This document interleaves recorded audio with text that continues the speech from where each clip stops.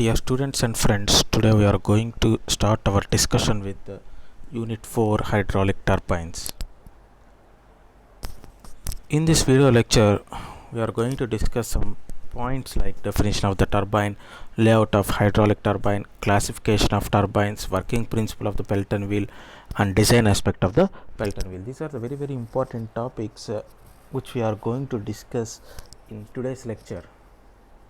First of all, before going to the definition of the turbine, let us discuss about the definition of the pump once again, because we have studied this definition in centrifugal pump as well as in reciprocating pump. What is the definition of pump means? The pump is a hydraulic machine which converts mechanical energy into hydraulic energy, whereas turbine which converts hydraulic energy into mechanical energy. These two are hydraulic machines which convert one form of energy into another form of energy. But it may be a pump or turbine, both will work based on the law of conservation of energy, which is energy neither be created nor be destroyed, but only one form of energy will be converted into another form of energy. Now coming to the layout of hydroelectric power plant, we have discussed about the layout of hydroelectric power plant in our first unit. Once again I am repeating the layout of hydroelectric power plant here. In the diagram you are observing the layout of hydroelectric power plant. Here the main important components are dam, penstock, turbine, generator, then head race and tail race. So the purpose of the dam is to store water at high levels. Then penstocks are nothing but large sized pipes which carries water from the dam to the turbine. Whenever water comes from the penstock to turbine, the water hits the turbine with high speed and turbine starts rotating.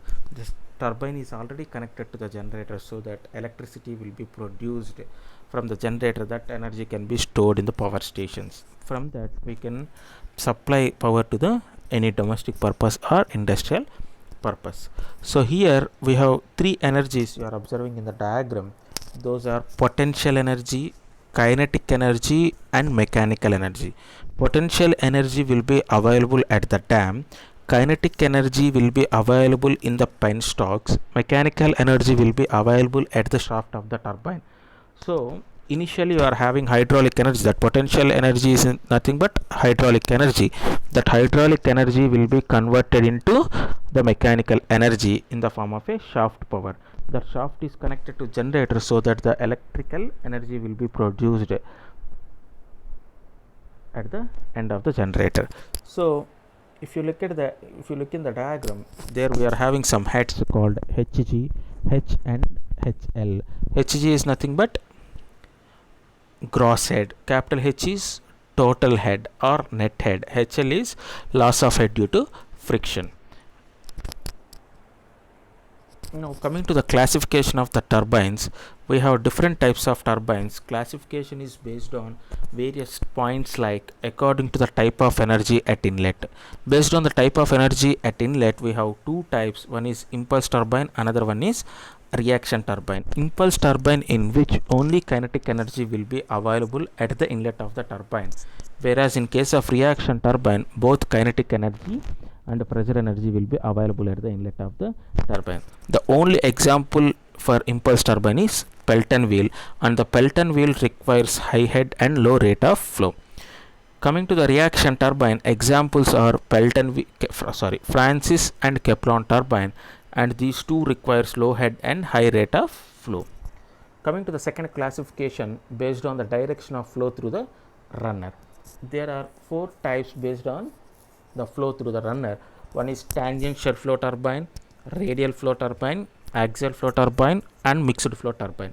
The example for tangential flow turbine is Pelton wheel. The example for radial flow turbine is Francis turbine. The example for axial flow turbine is Kaplan turbine. Mixed flow turbine is modern Francis turbine. Some modification is there from the old one to new one. That is, mixed flow means combination of radial flow and axial flow will present in the current Francis turbine, modern Francis turbine. Now this is the diagram which classifies the turbine and the examples of the turbine. Turbines are mainly classified into two types. One is impulse turbine and reaction turbine.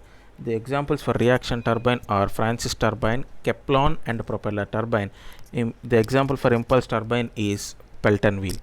So in coming classes we are going to discuss about the Pelton wheel, Kaplan and Francis working principles. Now this is the difference between an impulse turbine and reaction turbine. In impulse turbine, over the periphery of the runner some number of buckets will be placed. That you are looking there, some buckets are there. These are the buckets. This is the bucket. Over the periphery of the runner some number of buckets will be there. That number of buckets will be based on the design aspect of the Pelton wheel. Whereas coming to the reaction turbine, rotating nozzles will be present. Two nozzles are there. These are the rotating nozzles which will supply water to the runner. Coming to the next classification according to the head at the inlet of the turbine.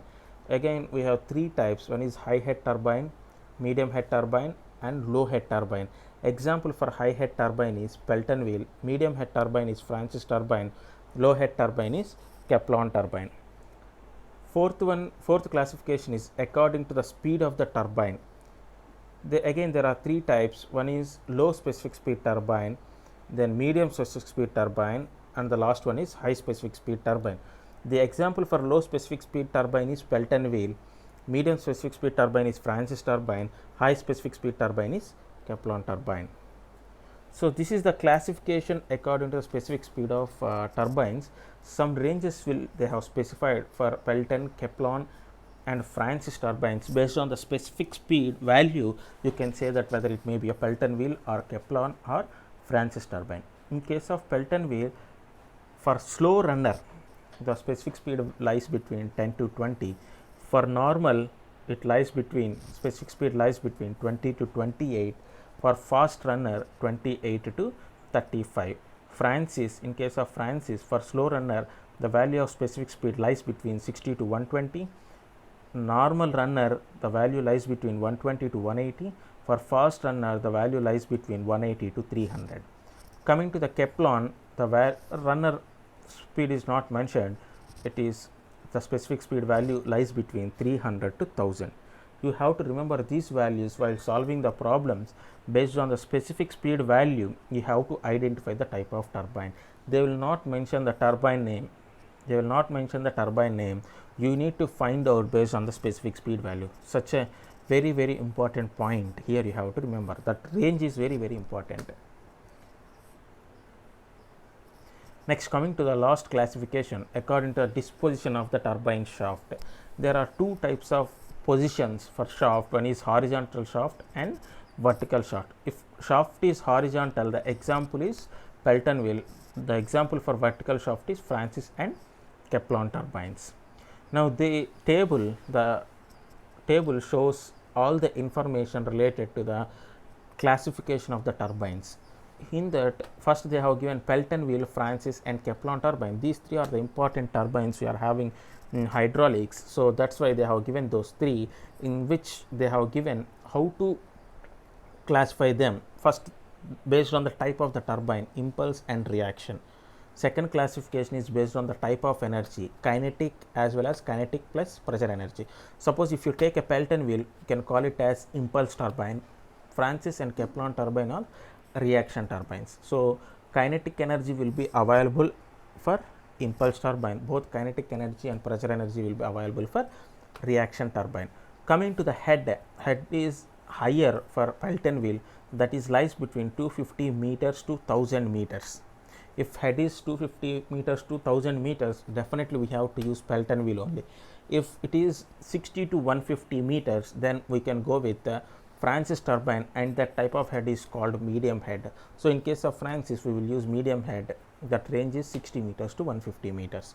Coming to the Kaplan turbine is mainly used for the low head, that is less than 30 meters. For low head, we are using Kaplan turbine. Coming to the discharge, in case of Pelton wheel, discharge is low, whereas in case of Francis, the discharge is medium. Coming to the Kaplan, discharge is high. Direction of flow in the runner, tangential to the runner.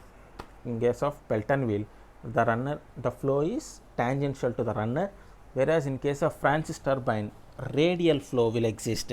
That radial flow is in older Francis turbine, mixed flow is in modern Francis turbine. Kaplan turbine, in which axial flow will present with respect to the runner based on the specific speed less than 35. If the specific speed value is less than 35, then single jet is required, that is called as low speed. For between 35 to 60, multiple jet is required, that is low specific speed. For medium specific speeds, we have to go with the Francis turbine, that is 60 to 300. For high specific speed, we have to go with the Kaplan turbine, 300 to 1000. Now, what are the various heads and efficiencies in turbine? We are going to discuss now. Already we have discussed during the layout of hydroelectric power plant. Once again, I am telling you, those two are gross head and net head. Gross head is nothing but the vertical difference between the head race and tail race. Net head is the effective head, is the actual head available at the inlet of the work on the turbine. So, capital H is nothing but gross head minus HL, where HL is the total head loss during the transit of water due to loss of friction, that HL is due to the friction. Next, coming to the efficiencies, depending upon the consideration of input and output, the efficiencies can be classified as hydraulic efficiency, mechanical efficiency and overall efficiency. If you are finding out any efficiency, it is the ratio of always output power to input power. Coming to the hydraulic efficiency, it is the ratio of runner power to the water power. At the inlet of the turbine, whatever you are giving the power, that is called as water power. The power available at the runner is called runner power. Coming to the mechanical efficiency, it is the ratio of shaft power to the runner power. Now, coming to mechanical efficiency, runner power is the input, at the shaft you are getting the mechanical power, so shaft power is the output one. So, it is the ratio of mechanical efficiency is the ratio of shaft power to the runner power. Whereas overall efficiency means from the inlet to the outlet.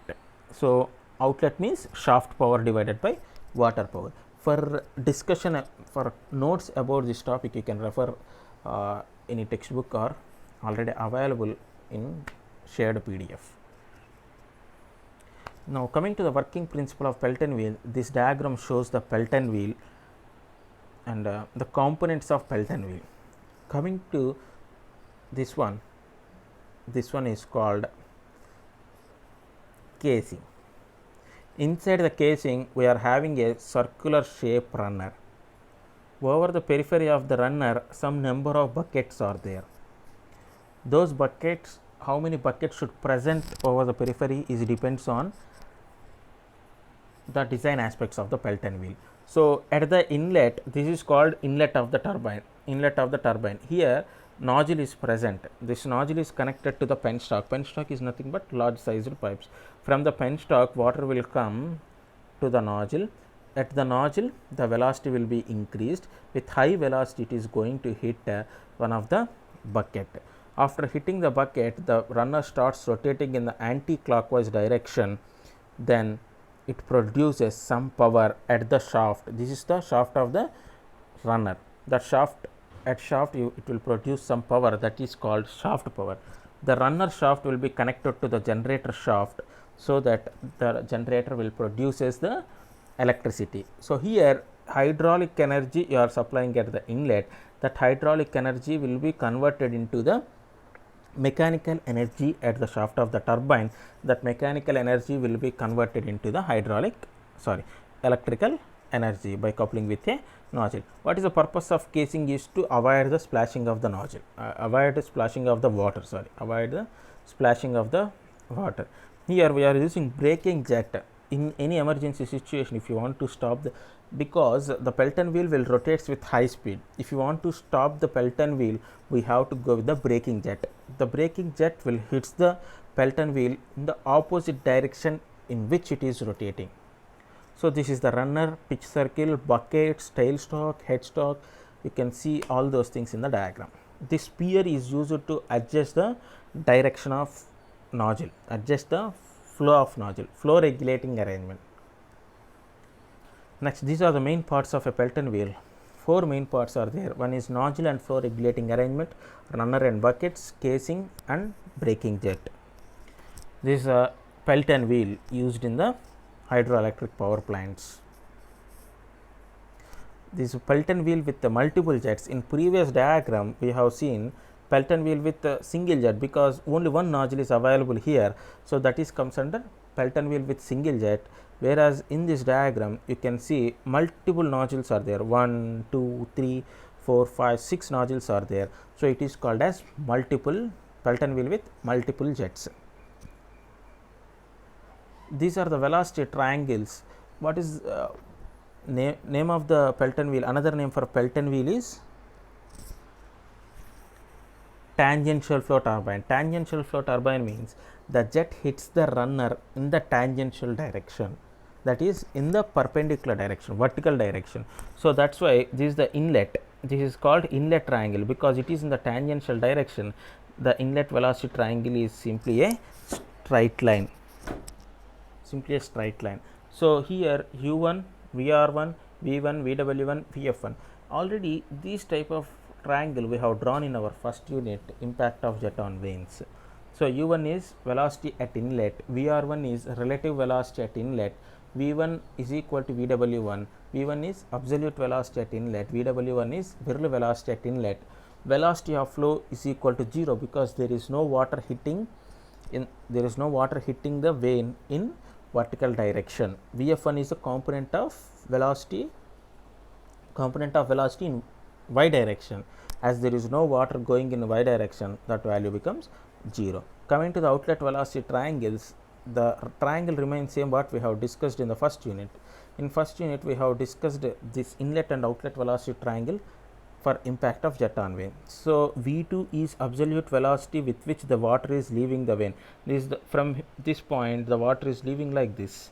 As it is not in x or y direction, we have to resolve that velocity in x and y direction. The x component of v2 is called vw2, the y component of v2 is called vf2. u2 is the velocity of turbine, velocity of wheel or velocity of bucket. vr2 is relative velocity, phi is vane angle, beta is guide blade angle. Here alpha and theta are 0. Coming to the design aspects of the Pelton wheel, in PDF notes already I have given some design points. Once again I am discussing here. These are the guidelines to be followed for designing a Pelton wheel. Jet ratio, it is the ratio of pitch diameter of the wheel to the diameter of the jet. Always the diameter of the wheel is represented with the capital letters, diameter of the jet is represented with the small letters.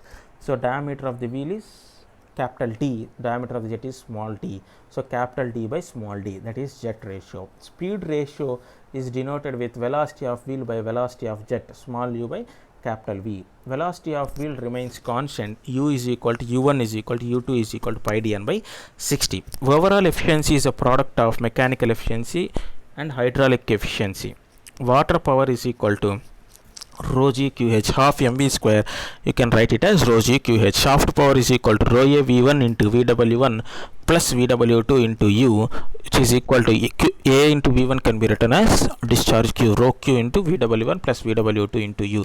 Number of buckets is equal to 0.5 into jet ratio plus 15. These are useful while designing a Pelton wheel. You have to remember this point. So these are the next video we are going to discuss about some of the problems on the design of the Pelton wheel. Thank you so much.